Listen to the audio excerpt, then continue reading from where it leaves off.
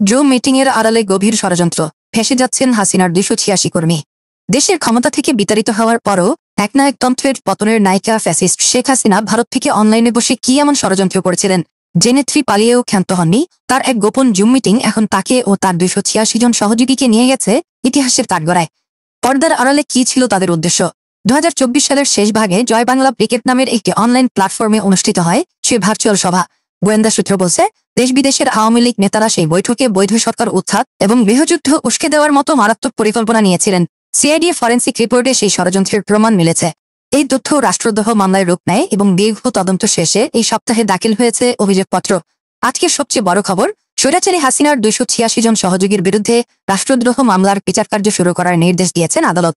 এটি বাংলাদেশের রাজনৈতিক ইতিহাসে এক নতুন এবং গুরুত্বপূর্ণ অধ্যায়।